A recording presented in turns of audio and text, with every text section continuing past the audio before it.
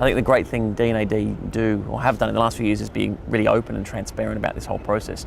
And I think being so far away in Australia, you kind of hang on all the photos and all the footage and the interviews you get to see, so it's really nice to actually kind of physically be in the space and see how huge it is. So I think in a sense it's quite overwhelming, I'd imagine, for all judges to take in so much work. You know, be it work that you're really passionate about or work you're just curious about, there's so much of it, and inevitably the quality of a lot of it is very, very high. So it's it becomes quite an overwhelming and exciting thing, yeah. So it's been great. I think in terms of the process from a technology point of view, I think it's really, really advanced, and I think it also varies in the sense that there's a mix of, I guess, of silent kind of absorption followed by really heated discussion and debate, which is the best way to do it. I think writing for design is a really tricky category to judge. We've all kind of been talking about how challenging it is from just a time perspective. So it's one of the smaller categories in terms of the number of entries, but I think the challenge is having to take in kind of two disciplines, I guess. So looking at writing obviously being the core kind of craft skill that we're judging, but then also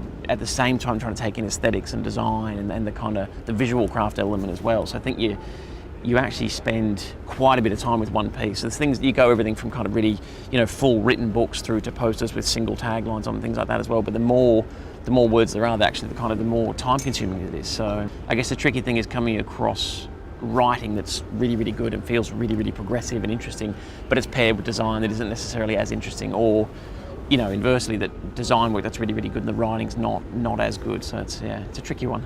I think the writing that we're seeing today reflects a kind of move away from the writing styles that brands have experienced the last couple of years, which is a kind of this sort of chatty, overly friendly, very long copy kind of written approaches, and things are kind of starting to move away from that, which is really, really interesting.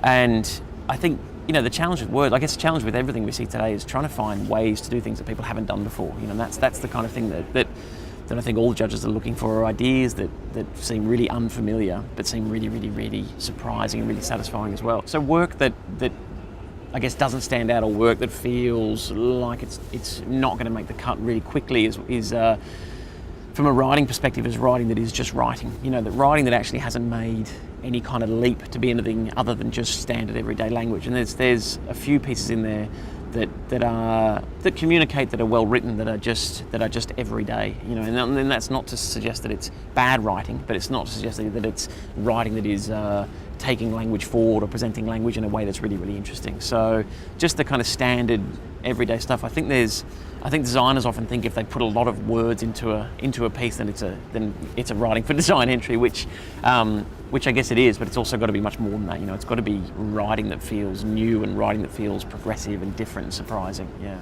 I think what's really stood out for me is writing that feels really easy to read, and not easy to read in the sense that it's